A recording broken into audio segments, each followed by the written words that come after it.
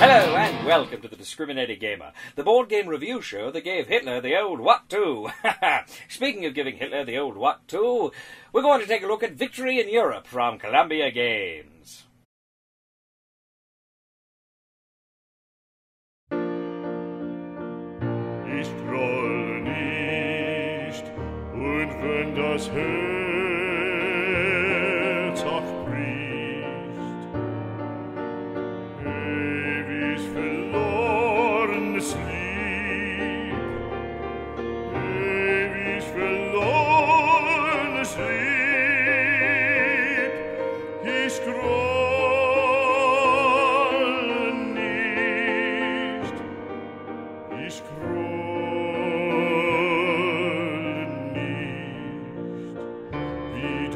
strahlst in Diamantenpracht, es fällt kein Strahl in deines In Victory in Europe from Columbia Games, 2 to 3 players are going to take on the iconic roles of the belligerents from World War II. Now, one player can play as both the Western Allies and the Soviets, or you can split that up among 2 players, while the other player will be playing the part of the Axis powers, Nazi Germany and her ally, Italy. This is a card-driven war game that takes place over the course of the years of the war. Each year of the war lasts 4 game turns, except for the first game turn, 1939, which lasts but 2. Now, the first thing you'll notice about this game map is its shape. It's oval. It's an oval shape. It's egg-shaped. It's like a big egg, but it's not. It's a map of Europe. The map has, of course, the usual different kinds of terrain, mountains, rivers, flatlands, plains. It also has various borders. For instance, you have the Maginot Line, you have the Siegfried Line, the West Wall. You have the various, of course, cities that have resource points and resource values. In this sense, it's not terribly dissimilar from a game of Axis and Allies. Your primary units in the game are blocks, and these blocks, of course, face you or your opponent, but there's kind of a fog of war in this game as you're going back and forth, and you only reveal your blocks when you are engaged in combat with your opponent. Now, what you're going to do is each side has a deck of cards. You're going to divide these cards up depending on the year, shuffle that particular year up, and then draw 4 cards. Now, you'll have these 4 cards to draw upon and to play each turn. At the beginning of each turn, the Allies and the Axis will each play a card. The card will have in the corner kind of a command value. Now, this is essentially how many battles they can conduct that turn. If they choose not to use the full amount, then they can kind of strategically move units around the board.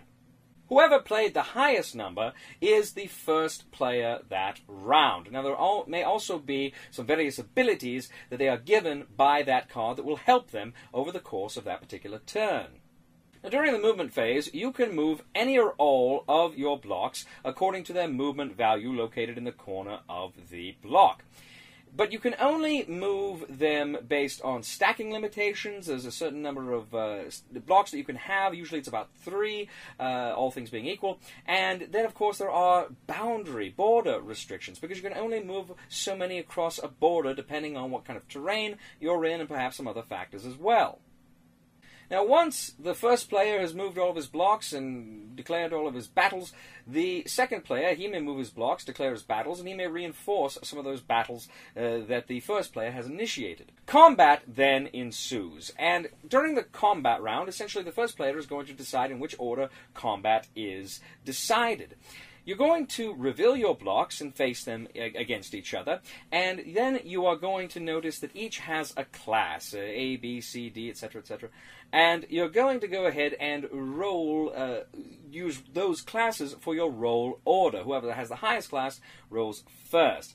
You are also going to note that aircraft may always fire first, shore bombardments, etc., etc. Special units like that will have an advantage in going first regardless of class.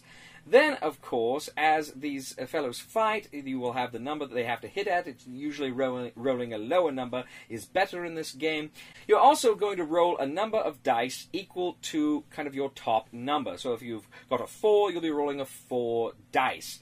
But if you take a hit, you will rotate the block so now that it is a 3 unit, and that way you will only roll 3 dice. If your block is rotated all the way down to 0, your unit is destroyed. Typically, combat can only go on for 2 rounds. Now, there may be some modifiers, there may be some cards that allow you to go further. You may also have leaders. Leaders can grant special abilities to armies in battle as well. So there are some moderating effects that can come into play during your battles. Next, you have the supply phase. Now, all units, factories, etc., need to be able to trace an unbroken line of supply back to the player's home. And if they can do that, then they're fine and dandy. If they cannot do that, then the units actually lose 1 step. They are rotated to the smaller number. Next, you have the diplomacy phase, and you're going to consult a diplomacy chart on the back of the rule book. Now, this diplomacy chart is going to tell you exactly if you are the Allies or if you are the Axis, what you have to roll in order to get various neutral countries onto your side. Now, these are generally going to follow historical parameters so that it's easier for Germany, say, to bring in Romania or Italy. And it's also easier for the Allies to bring in countries like Greece or Portugal, countries that historically joined forces with them. You roll the diplomacy phase 2d6, and if you hit or exceed the target number, that country joins your cause. If you bring that country into play, you immediately get its units. Now, during the combat phase, if you invade a neutral country, those combat units immediately become the property of your adversary, and they may use them to fight you.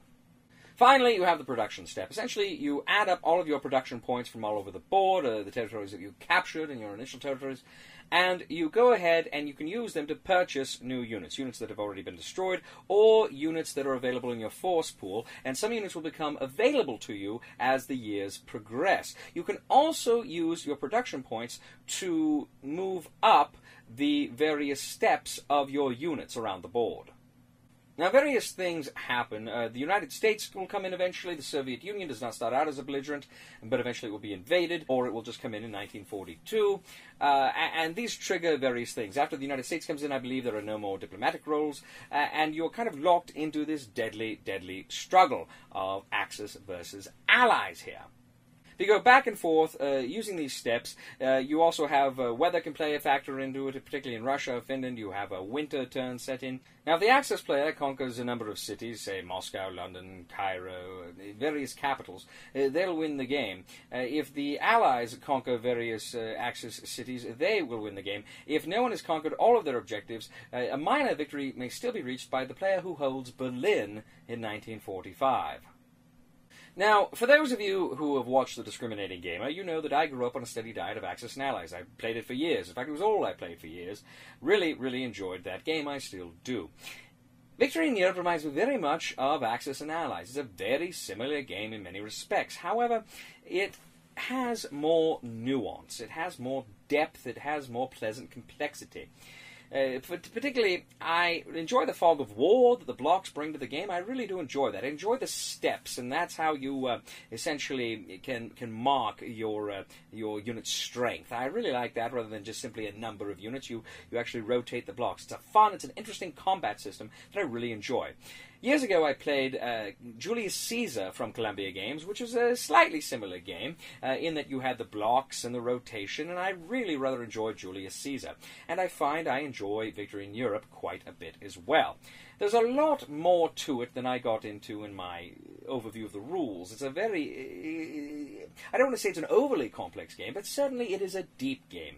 And it has a level of complexity that I could call this, I think, a mid-level war game, a mid-level complexity war game. I don't like war games that are much more complex than this one. This one feels just about right. Now, I must tell you, I really enjoyed the card mechanic. I enjoyed how you played the cards, and you lay the cards down, and you get the points to wage the battles from them, and they give you specific advantages. I enjoyed the artwork on the cards as well. I thought that was just lovely. I enjoyed various other features of the game. The diplomatic roles and trying to bring in the diplomatic fellows I liked. I did wish, I wish there were other ways to moderate it rather than simply a die roll. Now, certainly if you're adjacent to it, you get a factor of 1 is reduced. I think there are a few minor others, but I wish there was something a little bit more, I don't know, thematic to bring in some of these other countries to your cause. I would have liked that, but all told, I like the idea of that diplomatic kind of angle of the game to bring in these neutral powers. It was very, very, very, very fun. I like the fact that the allies work together, but they're also kind of working at odds. When the allies play the cards, for instance, it may be a red or it may be a blue, and before the Soviet Union enters the war, the Western allies can just play it normally, but once the Soviet Union is in there, you kind of have to divide your abilities, which can be very frustrating at times, particularly if you see a lot of things you want to do on one side of the board and not necessarily the other, and yet you're kind of committed to doing it that way. There are very many things about this game I like, and yet there are some things that I'm not wild about. First of all, the rulebook itself was a bit difficult to locate things. Now, certainly there is the index, and you can use that, and we did, but there were still some things that kind of were not in place as we expected them to be. I don't recall off the top of my head, but the first time we played through it, it was a bit of a struggle trying to find various items. Once we got it down, it became better, but still it was a little nerve-wracking. It's not a horrible rule book, please do not misunderstand me. I just felt it could have been a bit better. Also, too, the game as a whole is a bit fiddly. There are moments where you're like, okay, we've got to do this step, and then we've got to do this step, and then we've got to do this step, and it kind of gets into a little bit of a rut at times. Still, that's a minor complaint, and these are all minor complaints. On the whole, I really enjoyed Victory in Europe. I thought it was a fun war game. That was an engaging war game, and I don't play nearly as many war games as I used to, and it's very fun and very refreshing when I do to play one that is, frankly, so much fun. So the recommendation for the discriminating gamer for Victory in Europe is if you like good kind of medium-level complexity war games, then absolutely buy Victory in Europe. Thank you once again for joining us today on The Discriminating Gamer. As always, we ask you to please leave a comment for us on YouTube, on Board Game Geek, on our Facebook page, or on thediscriminatinggamer.com. We ask you to please like us on Facebook and subscribe to us on YouTube. We are The Discriminating Gamer, for a British tar is a soaring soul, as free as a mountain bird. His energetic fist should be ready to resist our dictatorial word. Please somebody help me on my feet again. And I don't know where I'm going, and I don't know where I've been. Please somebody help me on the solid ground. It's a long time, and I'll be dying.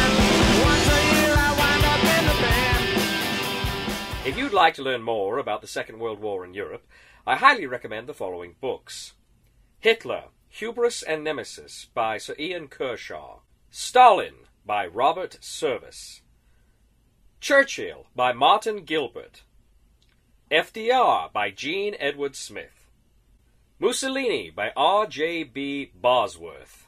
The Third Reich at War by Richard J. Evans. Russia's War by Richard Overy.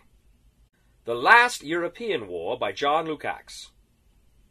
The New Dealer's War by Thomas Fleming. The Guns at Last Light by Rick Atkinson. These books and more are available at your local library.